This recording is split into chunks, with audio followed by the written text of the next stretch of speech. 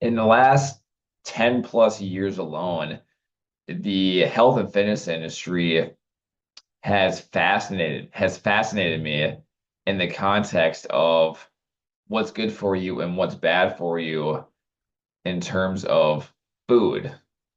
And and the fact that like the general public at this point no longer like knows who to trust or what to believe is also mind-blowing. And I don't blame them because we've honestly been told like a lie for so long by the experts of the field in terms of like doctors of medicine, things of that nature, as well as the food pyramid and research this and research that. So some say that like they're purely going off of like what the research says, but to me, I think that I think that we've just straight up just been lied to for the past 10 plus years as to what's good for you, what's bad for you.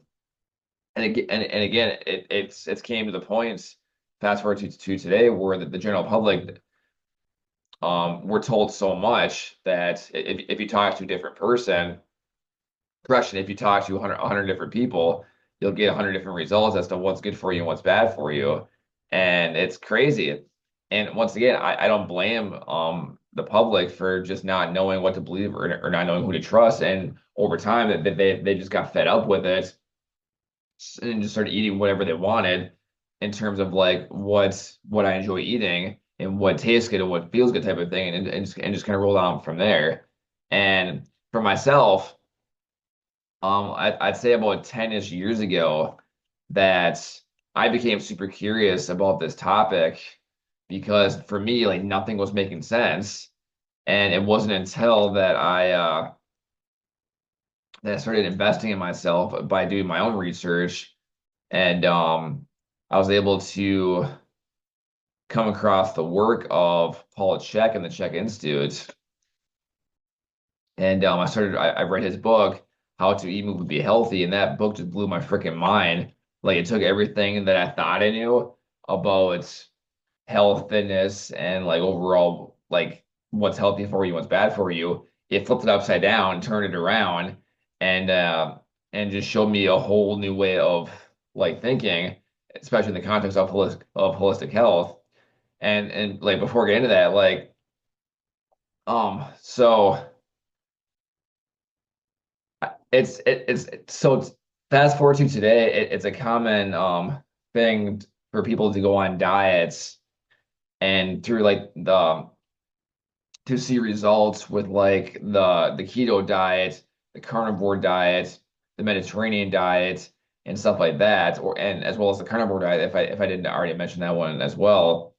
And I personally think that people, well, so people go on those diets, and I hate that word diet, and they go on those programs essentially to eliminate carbs, and they lose a bunch of weight in the process, right? Which gives them the false belief that they automatically make the assumption that cool, so I eliminated carbs from my diet, and that means that carbs are bad and carbs make you fat. So, and as a result, I went on keto, carnivore, Mediterranean, or paleo too. There's that one. And so therefore, I'm just going to avoid carbs for the rest of my life because I was able to lose a bunch of weight on that. And I think so I'm not a nutritionist. I'm not an expert. But I personally think that the vast majority of carbs that the general public was consuming was simple stuff like desserts, like donuts, processed sugar like pop, candy like desserts like cake, ice cream, that type of thing. And what's unfortunate is that, well, so empty calories, so to speak, especially with pop, and in fact, you're an alcohol too, if you want to classify that as a carb. And I think those items is what give carbs a bad name in general because when you have things like fruits, vegetables, rice, pasta, quinoa, stuff like that, and of course bread. On that topic too, like um, especially in the bodybuilding um industry or the bodybuilding field, so to speak, a subcategory of health and fitness, well, especially in the fitness field with bodybuilding, is that it's very common to eat sweet potatoes because they're considered good for you and better for you compared to like regular potatoes, for example. And this is going off of the topic itself of just like health in general, of just health in general, right? And sweet potatoes alone, I think they're categorized as healthier than compared to like a regular baked potato or like a mashed potato, which is just a version of a baked potato in general, is because it has a lower glycemic index on the glyc. So as essentially, it has a slower absorption rate into the body compared to regular potatoes. But something that I learned a couple of years ago is that that glycemic index chart is not all it's cracked up to be because that chart or the glycemic index of a food, especially a carbohydrate in this case, um, those numbers are purely going off of if you only consume that food and nothing else with it. So in order for the glycemic of whatever a sweet potato is, in order for that to be accurate, you have to just consume that and that alone and nothing else with it, like no protein sources, no like fats to go with it, nothing else, and that's it. And that's where that table and that chart becomes a bit misleading because most people aren't just going to eat one sweet potato and call it good or whatever. They're going to have again some protein to go with that, some fats to go with that, some oils, and some type of a drink or whatever, right? And and all of those things when you start up stir all those things up into a pot, also known as your stomach, and that changes the glycemic index of those foods, and at that point that no longer applies. And I personally think that sweet potatoes in general, they're known as healthier options, especially in the bodybuilding world compared to regular potatoes because of the glycemic index. And as I just explained, the index is actually not completely accurate because of what I just mentioned, and so that part alone just kind of makes me question things. And but for me, I generally don't consume a lot of potatoes in general because as a natural skinny guy that has a fast metabolism with the goal of getting bigger and stronger, that needs lots of calories and protein to grow. Potatoes in general are low in calories as well as low in carbs, and they're also filling. So those are that's a combination of three bad things that are not so good for not just skinny guys like myself that need lots of calories and protein to grow without getting full in the process. And the fact that potatoes do fill you up, but they also don't have a lot of calories or carbs to go with them, they're not the greatest option out there to get enough fuel in for our growth and our needs as skinny men to get bigger and stronger. And that's why I personally, instead for carbs, choose rice or pasta as my go-to with that in terms of calories and carbs for that. Carbs in terms of like energy performance, lowering cortisol to help you sleep and relax and things of that nature of the benefits that I get carbs from. And I also promote that and teach my skinny guys that as well, that good quality carbs are your friend when it comes to getting bigger and stronger because they're very easy to consume, they're very easy to make, and they add up in calories super quick, and they also have lots of carbs for the context of energy, performance, and recovery, right? Whereas for like rice and pasta, whereas potatoes simply don't have enough oomph there to make them a good choice, especially because they fill you up. But that was kind of a side branch of like my thoughts with the overall category of sweet potatoes being a healthy choice because of like the glycemic index, which is that's it's going off of information that's not as accurate as you think it is. And that anyway, but yeah, like oh yeah, so like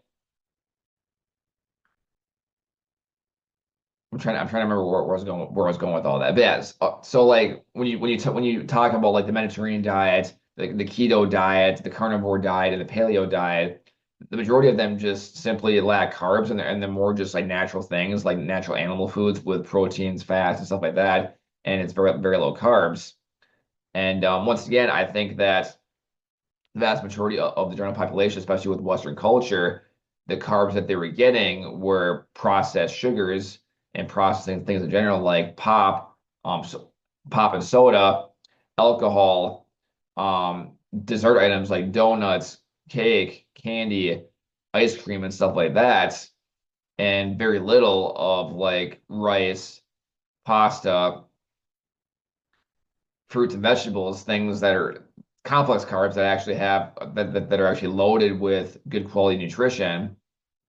And and so when they lack that and resort to a lot of like the pop, the sugar, and all the processed sugar and carbs from carbs, we then lose a bunch of because so like processed carbs like dessert items and pop, they add up in calories super fast. Like you can drink lots of calories, especially with pop and alcohol, and consume lots of calories with donuts and stuff like that super quick. Like I'm talking like you can eat a couple of donuts and have upwards of 1,000 calories or more like that, and it's not very filling.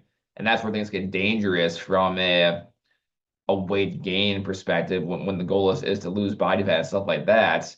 And like alcohol has calories in it, like a good amount of calories in it, and it's all empty calories because there's literally no nutrition in alcohol whatsoever, aside from wine, which is that's a whole that's a different context. But like beer and like liquor, there's zero like nutrition in that. And yes, there are some beers out there that have zero I don't know how they do that, or I've seen ads on like either super low or like 0 calories or like whatever with beer. But like in general, beer, like it's literally it's literally a poison to your body, alcohol wise, and that it literally requires energy from your body in order to get rid of, and your body halts all processes in order to get rid of the poison from your body. And that's all the more reason why, for me, on top of other things, that I have stayed away from alcohol for 10 plus years, and I have zero desire to consume it at all in the next 40 plus years because it has no room in my body for energy, performance, vitality,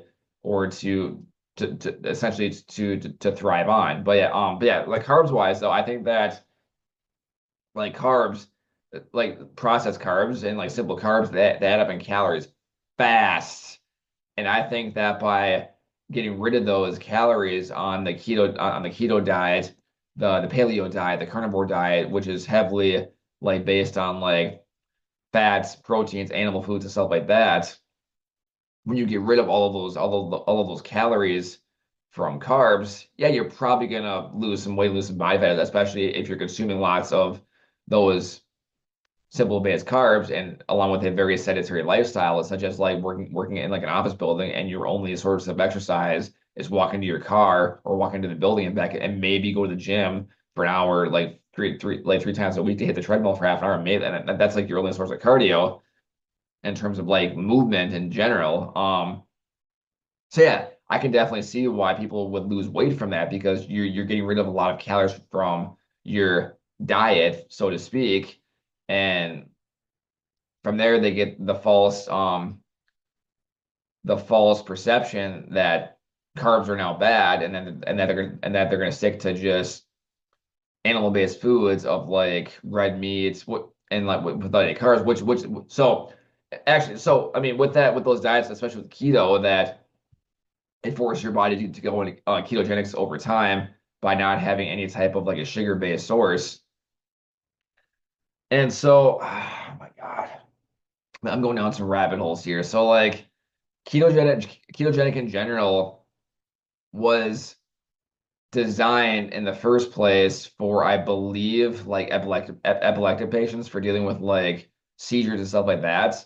Some type of a neurological disorder. That's what keto was designed for in the first place. Keto was not meant to be like a long-term like weight loss and fat loss solution. It just became popular because it was low on carbs. And it was during that era where carbs were bad and people were losing weight from like carbs when in reality they were losing weight because they were getting rid of processed crap from their food and from their daily consumption, and they were losing weight from that as a result of that. Crazy how that works out, right?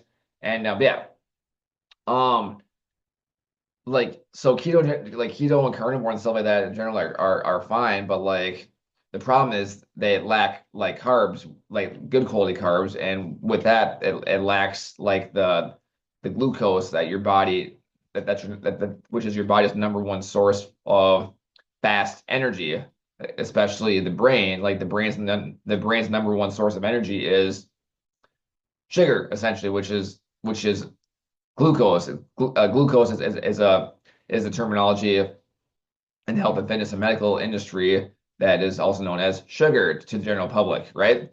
And yeah, so yes, you may see results of fat loss and weight loss from keto and all that stuff, but there's a good chance that you're also going to lack performance from a lack of carbs because you are neglecting your body from the number one resource that it needs for the fastest source of energy, which is carbs, and carbs also known as sugar and glucose in this context. So pick your battles with that one. And yeah, so there's a person a long time ago that I used to work with that said that your body does not need sugar, and I'm just like, oh my God, cool, because your brain's number one source of fuel is sugar slash glucose, and you're oh my God. Anyway, so that's a rabbit hole in itself. But yeah, like back to what I was saying way earlier of when I got into the check-ins too. So essentially, like things were just not making sense to me at all. Like things were just weren't adding up. So I read the book How to Eat, Move, and Be Healthy by Paul Chek, which is a fantastic book. Actually,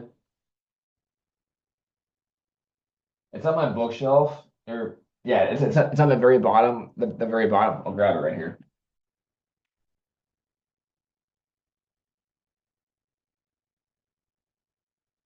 All right, so whoops, wrong book.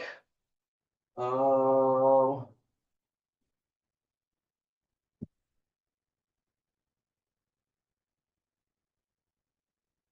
well, that's interesting. Where'd it go? Maybe what I do with it? What I do with it?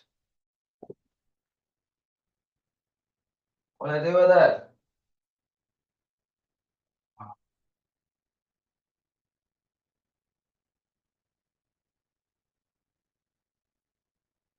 Am I just not seeing it, or what I do with this?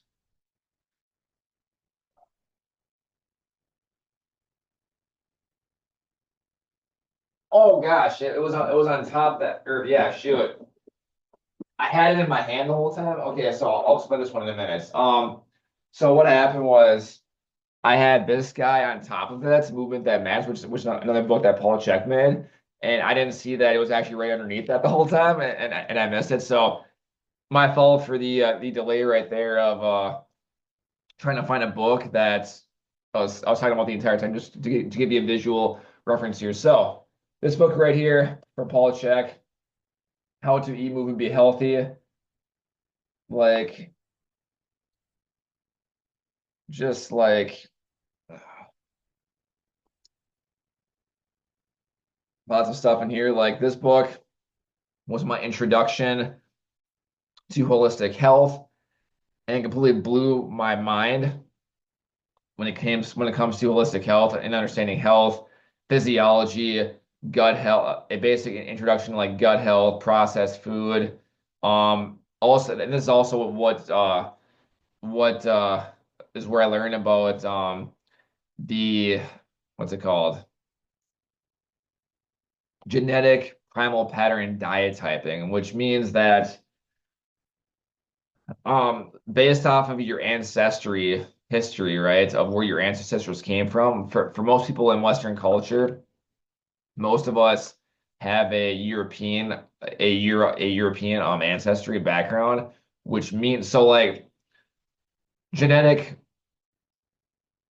met what is like a genetic metabolic diet genetic primal pattern met or genetic primal pattern metabolic diet typing. That's a freaking mouthful right there. Anyway, so like um for someone that has speech issues, I'm actually impressed with myself. I was able to say that without like starting like crazy. Anyway, so um oh yeah, so the overall concept of that is like your ancestors, right? If they lived in like a colder climate like Europe or Alaska or Canada or like the northern parts of the US, they experienced what's called winter and cold months for a good 6 months out of the year.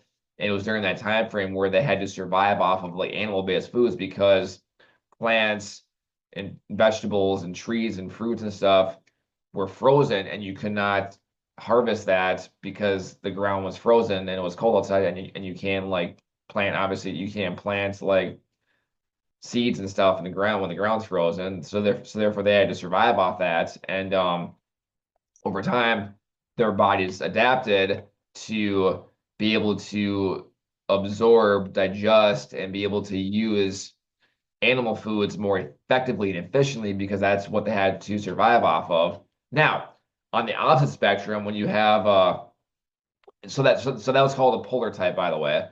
On the opposite spectrum of that, you have ancestries that came from a warmer climate, such as like Florida, South America, Africa, Mexico, anywhere that's near like the coast or the equator that generally has warm weather year round, like Hawaii, for example. Most Asian-based countries and stuff like that, Asia in general, right? Since they had the ability, since they have a warmer climate, um, they had the ability to plant things year round, and therefore they tend to do better with things like rice and fruits and vegetables and fish and stuff like that. And those individuals are known as the what's it called? The equator types that are able to better absorb, use, metabolize for energy, performance, and stuff like that when it comes to like rice, grains, vegetables, and fruits and whatnot. And that is exactly why, like the Asian culture, for example, is able to eat a lot of rice and lots of fruits and vegetables and do very well with that because that's their ancestry. Um, Whereas like people from like Europe or whatever, or from like Alaska, where they do very well off of like animal food, like red meats, steaks, venison from deers, um, chicken, stuff like that, like pork and stuff like that, and they're able to get lots of energy, performance, and stuff like that out of those foods. And then there's the Mediterranean diet, which is mainly based in like the Europe or like over in Europe that consumes a lot of fish because they're right off of the coast, right? Lots of fish, hence the Mediterranean diets and the freaking name. Yeah, like and since they consume a lot of fish, that's why it's called Mediterranean diet. And essentially on that diet that diet consists of like the majority of things that you would find off of the coast, mainly like seafood and stuff like that. It's also somewhat low in carbs, but that's kind of where the concept of that came from. But yeah, so like the overall concept of that. So like for myself, my X generation ago came from Europe, and so therefore I have a higher tendency and a better ability to be able to get energy and performance out of things like animal foods, red meats, saturated fats, and stuff like that. Lots of meats and protein and stuff like that. Whereas when I consume too many carbs in one sitting, like so for example, many years ago when I was working out like twice a day, and I would have a fruit smoothie after I would get either get home from a run or from a workout. I would have like a fruit smoothie that had upwards of like 750 calories with a good amount of fruit in there, and my body would just crash because it was actually too much carbs for me at that time that my body and my genetics just can't handle at that time. And so I would just crash from that. Whereas for a long time, I found myself getting lots of energy from fish, like fatty fish, because once again, my ancestors came from the Europe area, and therefore my genetics do very well with red meat, animal foods, and stuff like that, especially with fattier animal foods. So that's kind of a brief summarize, quick and dirty um TED Talk, so to speak, summarized version of what the genetic metabolic diet typing. I said it. There we go. The genetic metabolic diet typing from Paul Chek's work. That it kind of like it's what's the word I'm looking for here? It gives you a new way of thinking when it comes to like popular diets, so to speak, of like and yeah, so it gives you a new way of thinking with that to think of food from like your genetics, right? And kind of go from there versus like whatever diet that you read on the internet or whatever the case is to instead learn how to think by your genetics. And there's so much more in that book. It's crazy.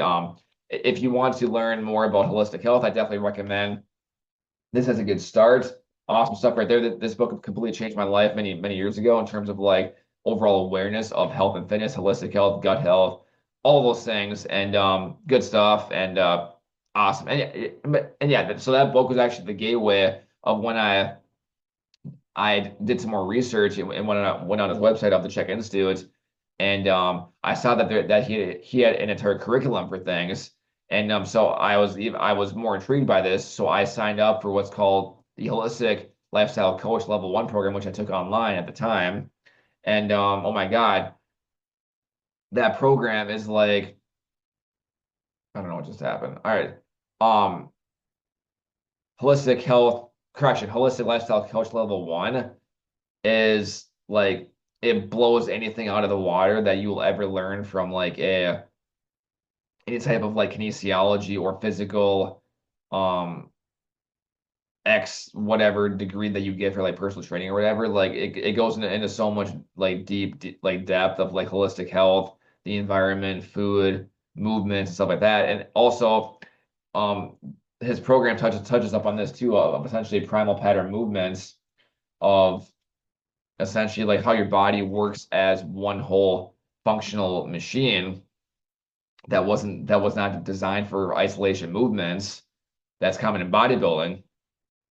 And that's just the beginning of Paul Chek's work with the Czech Institute and Czech practitioners because they also have the movement side of it. So there's HLC 1, 2, and 3. I've taken level 2, which was crazy. And that's actually where the chakra book. I don't know if you saw that. That was part of that curriculum of the chakra system, which goes way deeper than most people even need. But like essentially like one of my biggest takeaways with HLC was the 6 foundation principles of life of thinking, breathing, drinking, eating, sleep, and movement. I believe I believe that's what it was without having to go back there. But yeah, so the 6 foundation principles of life, essentially like they're, and I revert back to HLC 1 and 2 anytime that I have an illness and I'm able to overcome that super quick through natural remedies, and I cannot be more grateful for having that tool and skill set in my arsenal to work with. But they also have a a separate side of things with movement called integrated movement science level 1, and I believe there's 5 different levels of that, which goes into some crazy stuff. I've taken level 1 and the prerequisites. So the prerequisites to level 1 are crazy in itself in terms of like understanding like anatomy and stuff like that. And IMS level 1 goes into like posture assessment, muscle imbalances, the musculoskeletal system in general, and it's lots of good stuff with that. And the whole idea of it is to help you overcome like joint pain, like lower back pain, shoulder pain, just random little things that you might have with like the body itself. And essentially like the Czech motto is to treat the person and not the symptoms, right? So what that means is that to get your body into um anatomical slash physiological alignments through food, water, sleep, which is what I preach to all my skinny guys every single day, practically. So food, water, sleep, and getting your body into alignment with correcting muscle imbalances and stuff like that, and just relaxing and all kinds of like super deep stuff. And to do that, and it's crazy that when you get your body into alignment, all of a sudden your symptoms of illnesses and disease just go away. It's crazy how that works out. And so yeah, and so that reminds me too, like um to circle back to the very beginning of when I mentioned that we've been lied to by the medical industry. I firmly believe that because um the fact that the medical industry in itself, they specialize in selling us allopathic medication that's literally designed to treat symptoms and never actually touch the root cause of the problem. I personally think that doctors of medicine, they're smart, that they're definitely not dumb. I just think that the system that they're following has an agenda, and that agenda is to profit off of the sick, right? Um, yeah, doctors of medicine, doctors in general, they go to school for a long time. They study lots of things, so I definitely give them credit for being some intelligent people. I think that the system that they work with is what's broken and designed to keep people sick for profit. Because the medical industry cannot profit off of those that are healthy and fit. They can only profit off of giving people prescription medications that are once again designed to treat symptoms and never actually touch the root cause of the problem. And so like essentially so I have not been to a doctor's office in like 10 plus years at this point. Yeah, so and the last time I went to one prior to that was purely to get a physical for my current corporate job. So I'm upset with that anyway. So but like from what I remember, going to the doctor in general for any type of like a cold or a cough or whatever the case is, for I recall like the experience of it, whereas they asked me like my symptoms, like what were my symptoms, right? I was never once asked, how was your sleep? How's your stress levels? What types of foods are you eating? Just basic human stuff like that. How much water are you drinking? Right? How active are you throughout the day? Basic things that are discussed in here of holistic health. And it's crazy that when you eat, so when you, most people that eat poor quality food, they get poor quality sleep for lots of reasons. They're a very sedentary lifestyle, and repeat that for 6 months, couple of years. Yeah, eventually you're probably going to get sick because you're not giving your body the resources it needs to flourish or to properly function for that matter. But alternatively, when you eat, when you invest in yourself by eating good quality foods such as organic foods, when you prioritize your health and prioritize personal development by getting in bed at a good time to get to get good quality sleep, by taking advantage of circadian rhythm, and then to get in daily movements, whether it's working out 3 to 5 days a week or just simply walking for half an hour per day.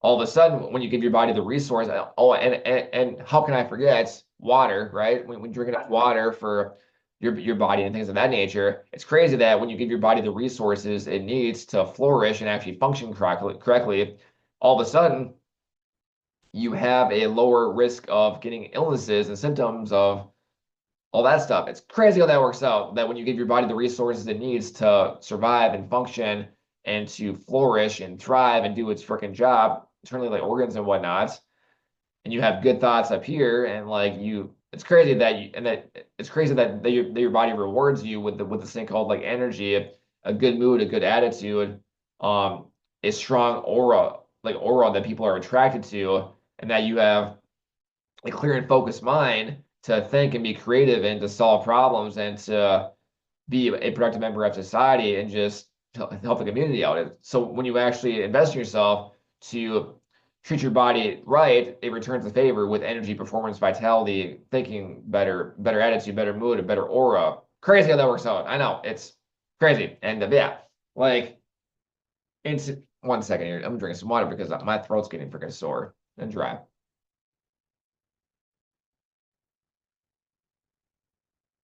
To me, it's fascinating that I had to go out of my way to invest in myself to take this coursework by what I believe is the best in the freaking business, the best in the industry of Paul Chek and the Chek Institute in the context of holistic health and rehabilitation to overcome illness and disease that doctors can't figure out. And they just prescribe medication and best of luck because the medical industry, that's what they're designed to do is to profit off of the sick and up until your last breath. Cool stuff with that. A trillion dollar industry, awesome stuff with that. Anyway, so before YouTube shuts me down for censorship. Anyway, so yeah, to me, like it's fascinating that I had to go out of my way to learn this stuff. And what's even better is that I literally did the exact opposite of what I was told to. So for the longest time, I was taught by the industry itself to that fat is bad, carbs are bad, eating past 5 p.m. is bad for you, makes you fat, and that eating carbs after 5 p.m. or whatever makes you fat, and that eggs are bad for you, that cholesterol is bad, and saturated fat's bad, red meat to consume red meat in moderation, and to consume carbs in moderation. And what was actually good for you?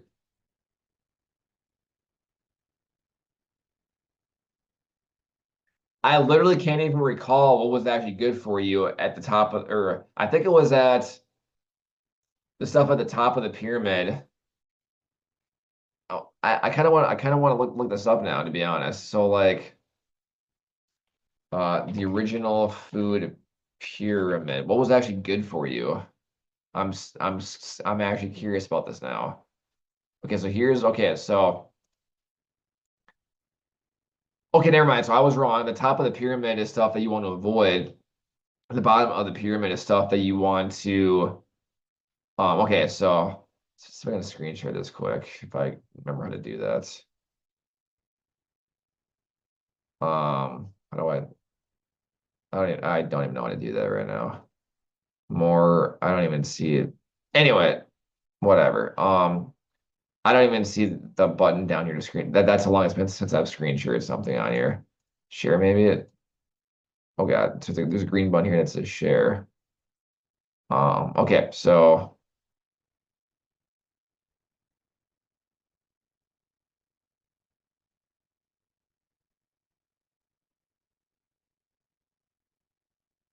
whatever. Anyway, um, so at the very top you have fats, oils, and sweets to use sparingly. Yeah, so use good fats. That's make fats and oils like so essentially olive oil and avocado oil, use that sparingly. Got it. And unless they're referring to like canola oil and stuff like that, which makes sense, which I agree with that. But here we have like the whole meat, poultry, fish, beans, eggs, and nuts. To only have 2 to 3 servings of those because those are also kind of bad for you. And then you have, I'm gonna screen share this just to give you guys a quick example here. Share. Oh God, I don't even know what that means.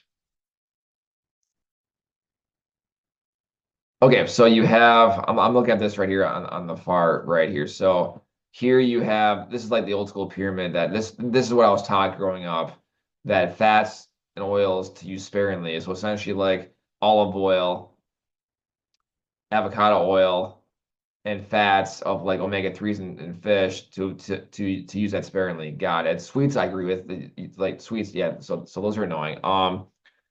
Over here we have meat, poultry, fish, beans, eggs, and nuts, which is just below that of use that sparingly. Because that okay, because that's yep. Anyway, over here you have milk, yogurt, and cheese. So I will kind of so this more depends on if you have if you have what's called a popular the what's it called? A dairy intolerance of what's that called again? I'm trying to think of what that word is. Dairy intolerance. I'm about to look this up, but I don't want to because I'm trying to remember what this is. Dairy intolerance. God, oh, this is gonna piss me off now. Dairy and what's that called? I'm gonna lose this page though if I do that. Anyway, so like if you have a intolerance to like dairy or whatever, if you're sensitive, so I actually have a sensitivity to dairy, and when I have too much dairy, it gives me like acne, or whatever, especially my face. But yogurt is also good. Quality yogurts is also a probiotic, so there's that, which is funny. And then going down again, vegetables. Okay, so vegetables are kind of good according to fruits and vegetables are kind of good according to this. And the bottom is your rice and cereal. So cereal is apparently good for you. Oh gosh, but yeah, so once again, like so bread in general, I think unless you have gluten intolerance, bread in general, I don't think is as terrible for you as what the public and what the health gurus have to say about that. Like if you don't have a gluten intolerance and you can handle like bread, go for it. Like sandwiches and like garlic bread and yeah, that stuff looks amazing. Anyway, so that's kind of how do I exit screen share now? Stop share. Got it. Okay, so. But yeah, like that was the food pyramid that I was taught to use as a guideline growing up. That should say something where it literally said that good fats, red meat, and probiotics were bad for you. Got it. But yet the cereal was on the very bottom, which was the good category. Got it. So yeah, once again, like nothing was adding up, and it wasn't until I did the exact opposite of what I was told to do by the experts in the industry that things were, which I'll explain that in a minute here too. Like so, like I literally started like eating super late at night, right before bed. I started eating carbs at night right before bed. I was eating like whole eggs, lots and lots of red meat, lots of fatty fish, a lot. What else was there? Yeah, so essentially I was doing the exact opposite of what, so all of those things, right? And guess what? I had way more energy. Had a way better mood. I had way more mental clarity and focus, and I just felt overall awesome throughout the day by doing the exact opposite of what I was told to do. Isn't that something? Like I used to eat like probably well I'd say a couple of years ago I was eating like 3 to 5 eggs like per day, like whole eggs. And I also have fish a lot too, like tuna fish, which the whole mercury, it's got mercury in it and all that crap. And I have tuna fish almost every day. And I used to have fatty fish like almost every day as well, like salmon and like so salmon and what's the other one called? A fatty fish. I want to say it was starts with a K, a K fish. Let me look this up quick. A K fish. K fish. What's that K fish? Fuck.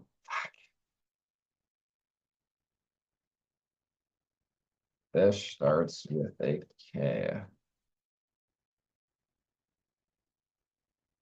Let me try this one.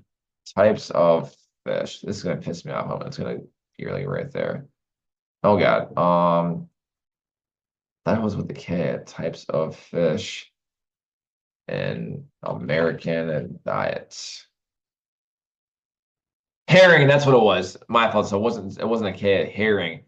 Herring is a decently fatty fish that I think it had I'm trying to remember why I think it was for like omega threes or something or for some more omega threes, and I think that's why I was eating a decent amount of herring for a while. Anyway, so like but yeah, anyway, after I started doing the exact opposite of what I was told to do, that is when everything was awesome for me. It's crazy how that works out. And so like yeah, I got into holistic lifestyle coach level one, level two, IMS one, and over time I became a check practitioner to level one functional health coach. And I was a few classes away from becoming a level two integrative health coach, but IMS two was a little bit too advanced for me and I don't understand anatomy well enough to be able to, for that course. And so I took IMS one. I flew over to California to take that awesome class. I learned a lot about posture, muscle imbalances, stuff like that, and I was able to actually overcome like some shoulder and lower back pain as a result of that just by getting my body back into alignment. It's crazy how that works out. But yeah, good stuff there, awesome stuff there. But like Actually, it was through that course of IMS 1 where I discovered my posture was terrible. Well, I already knew I was tight, but I wanted to learn how to fix it, and it was through IMS 1 that I learned how to fix that. So my posture was just terrible now, and I was able to fix it through that class over the course of a few months. So awesome stuff there. Going back to the beginning here of like what's good for you and what's bad for you.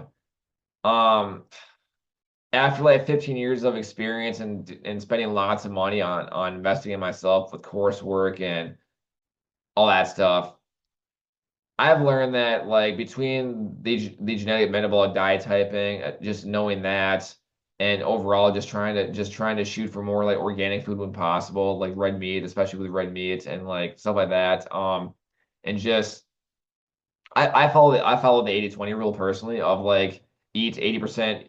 So eat good 80% of the time and 20% of the time like indulge into like some pizza or whatever the case is and like some whatever. Yeah, like so what's good? So now the question becomes is what's good for you, right? And I think a fantastic way to summarize this is a statement that Paul Chek made a long time ago was if it wasn't here 100 years ago, don't eat it.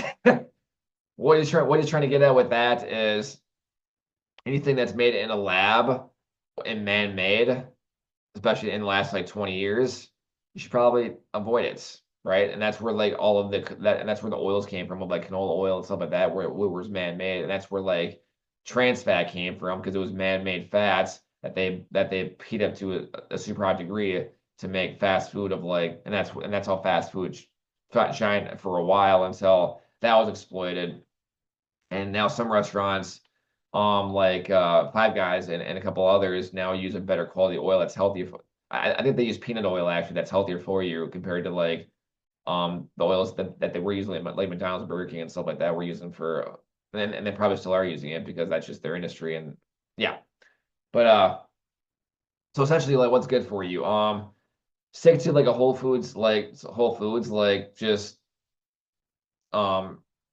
organic red meat if you can. If not, just good quality red meat in general. Burgers, steaks, whole eggs, fish. In terms of like red meats, pork is on that too. Before I forget, like now that's on my mind, saturated fat. To this day, I don't understand why people still think saturated fat is bad for you. So I mentioned this in a separate video a couple days ago, or that I made recently, was that I just haven't published it yet. So as I'm making this video, I haven't published that one yet. Yeah, so Dr. Berg made a really good point with this. Dr. Berg has a huge YouTube channel that explains all about like health and foods and whatnot too as well. And so he mentioned, or well, I mentioned this that, and I learned some of these concepts from Dr. Berg is that if saturated fat is so bad for you, why is it part of your skin? If saturated fat is so bad for you, why is your brain made out of it? I'm pretty sure your eyes are too, and I'm also pretty sure and saturated fat is also part of every cell in your body. Just throwing that one out there for you. Yes, obviously you don't want to like just like anything else, including water, you don't want to overconsume it. But the fact that your body needs that, actually, I'm gonna touch up on this one too. When it comes to like hormones, especially for guys, of this thing called testosterone and stuff like that. Guess what the building blocks are for hormones and building good quality and building testosterone? Fats, such as saturated fats and unsaturated fats. Things like omega 3s and like avocado and olive oil and stuff like that for unsaturated fats. Whereas things like saturated fats, like red meats and steak and stuff like that, sausage and whatnot, guess what? Saturated fats, which is building blocks for hormones to build testosterone. Crazy, I know. So I don't understand why people still think that saturated fat is bad for you and to avoid it. Cool. I mean, if you wanted to tank your hormones and have poor quality skin and not treat your brain right, go for it. Enough said. Like, and once again, to give keto and carnivore and stuff a better name, the fact that they're consuming lots of saturated fats through red meat and they're doing pretty good. Just saying, like, oh my God. I know I forgot where I was going with that in the first place. Oh yeah, so what's healthy? As I previously mentioned, animal foods in general, steak, red meat, eggs, stuff like that. Carbs, rice, pasta, quinoa, fruits and vegetables. You can never go wrong with that unless they're man-made and we're not man-made, but like unless they're highly like manipulated with things, which is what commercial farming likes to do. So when in doubt, especially when it comes to fruits, stick to organic because it's made naturally and not through processes. And anyway, but yeah, that's kind of my experience of what's good for you, what's bad for you, so to speak. And just going by, also going by the genetic metabolic typing and all that stuff. But like in the context of health, good quality fats, good quality protein, good quality carbs, you're all set. Because animal foods in general, they often come with a good source of both fats and protein from a good source at the same time. And then like carbs, like rice, pasta, quinoa, apples, vegetables, fruits, and stuff like that, good quality stuff right there. So you take animal foods and add some fruits and vegetables with that, you can't really go wrong with that. Or some grains and starch-based carbs like potatoes, some of that, you can't really go wrong with that. So unless your body is sensitive to those things, different story, different context, and genetics and all that fun stuff. But yeah, like at the end of the day too, like even if health isn't like the number one priority, it's only for me right now. Health is kind of secondary, whereas my primary goals as a natural skinny guy are calories and protein to get bigger and stronger. And I'm not super like concerned about health as I was like 10 years ago when I was a freaking health nut about that stuff. And now my priority with that is just eat decently healthy while getting in good quality calories and protein that are budget friendly, easy to make, easy to consume, and that are still decently healthy for you. That's how I roll, and that's what I preach to my skinny guys as well. Unless they have some type of a medical condition or like medical obstacles, and then like gut health or they're intolerant to XYZ. At that point, I'll make other recommendations. But like, I mean, we definitely shouldn't be afraid of like decent quality food. Like, it's really hard to get in lots of calories. I'm talking like 3 to 4,000 plus calories by eating 100% clean. It's stuff that's super filling. There's not enough calories in it, and it's not a fun time for us skinny guys that have a super fast metabolism. So that need like 4,000 plus calories at 130 pounds just to have a chance to gain 1 pound. Yep, I said it. So I've worked with. Oh my God, I had a I just see it's coming out. Anyway, so I've worked with skinny guys that weigh like 130 pounds and needed 4,000 calories or more to even have a chance to gain 1 pound. Yes. Because I say that because I've literally seen like professional bodybuilders or competitive bodybuilders for that matter that weigh 200 pounds and can maintain that at 3,000 calories. I'm jealous. I'm envious of that. I wish I could maintain a 200-pound frame at 3,000 calories. So, and that alone goes to show you how metabolism and genetics and body types and frameworks absolutely make a huge difference. So, but yeah, I'm trying to think of what else I want to say with this video. Oh yeah, so essentially, like in the context of health, do the exact opposite of what the medical industry tells you. In terms of overcoming illness and stuff like that. What I personally do with this is actually fun.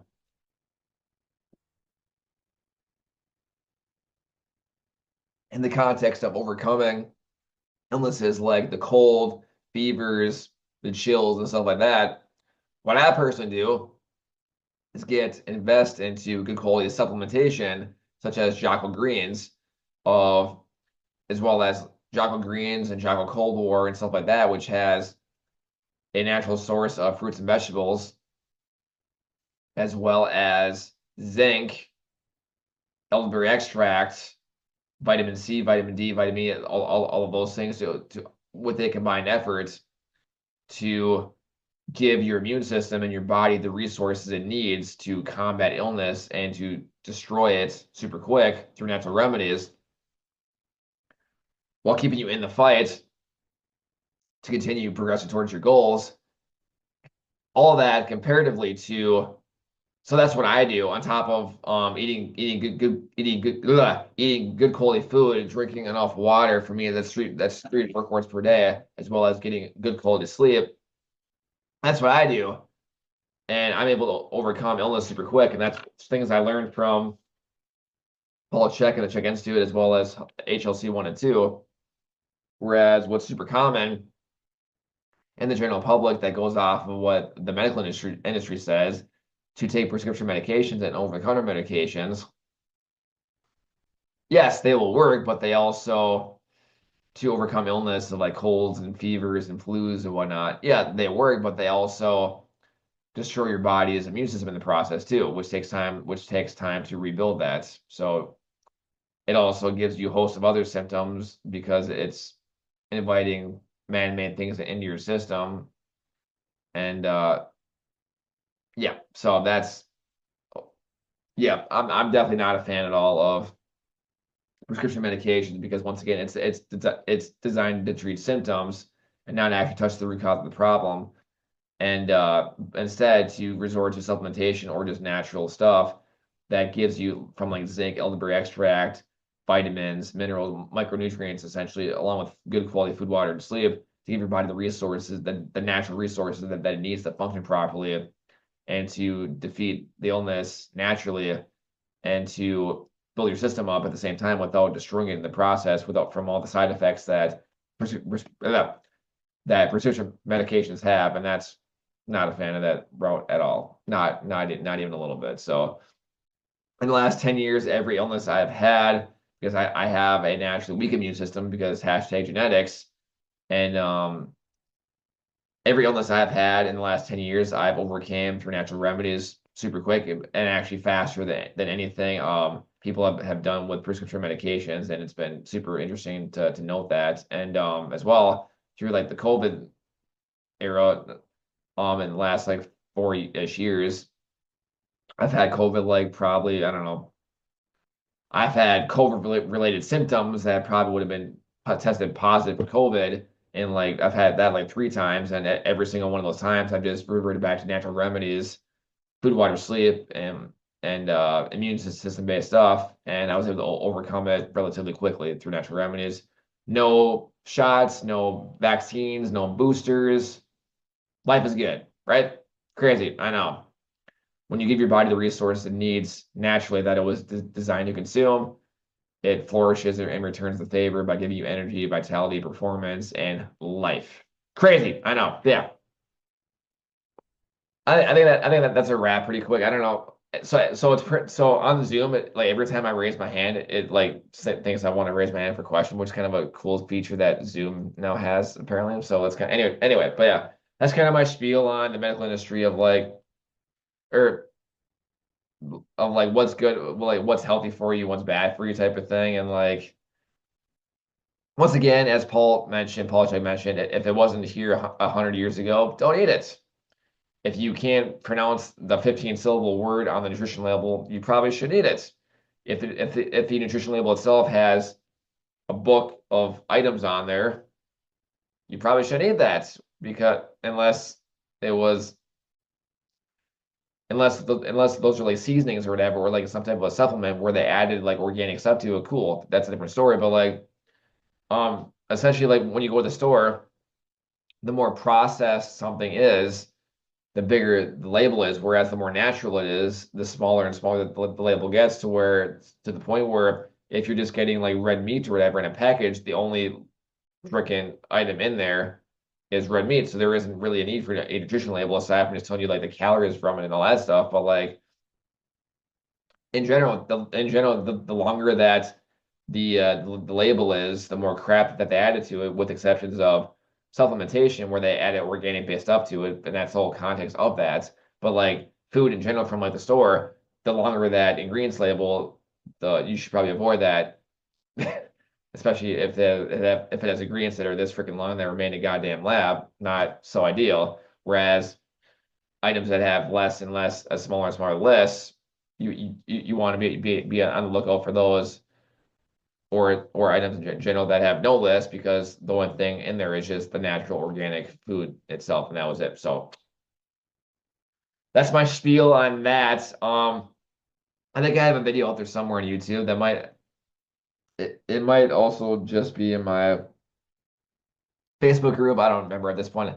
I made a video a while ago on like nutrition and food and stuff like that. I just don't remember where it was. It might be on YouTube. I don't know. Anyway, but yeah, I'm gonna wrap things up. That's all I got for you in this video. Just kind of my TED Talks, and just kind of me speaking all out on camera of my thoughts with the medical industry and like the general public, where I don't blame them for not knowing what to believe, because they've been told so many different things in the last 20 years. It's crazy. I had to go out of my way myself 10 plus years ago to learn this stuff and spend a lot of money learning this stuff, and I'm grateful for that. But like the fact that,